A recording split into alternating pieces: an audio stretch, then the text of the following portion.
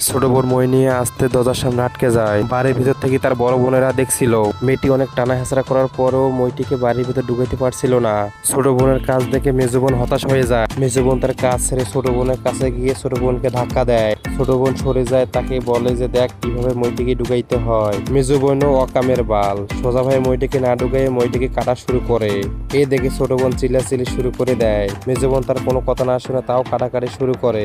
এই দুই বোনের এসব কাজ দেখে বড় বোন রাগে ফায়ার হয়ে যায়। বড় বোনও তার কাজ ছেড়ে মইটিকে ভেতরে ঢুকাতে যায়। বড় বোন কি পারবে বাড়ির ভেতরে মইটি ঢুকাতে? সেটি দেখার আগে তুমি যদি তোমার মাকে ভালোবাসো তাহলে চ্যানেলটিকে সাবস্ক্রাইব করে একটা লাইক দিয়ে দাও। বড় বোন তাদেরকে রাগ দেখিয়ে মইটি নিয়ে পিছাতে থাকে।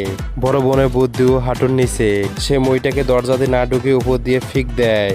মইটি বাড়ির ভেতরে গিয়ে পড়ে। এটা দেখার পর এদের দুজনের মুখ হা হয়ে যায়। আসলে এটা কিভাবে সম্ভব? তাদের এইসব উল্টোপাল্টা কাজ দেখেও বাড়ির কাজের মেয়েটিও অবাক হয়ে যায়।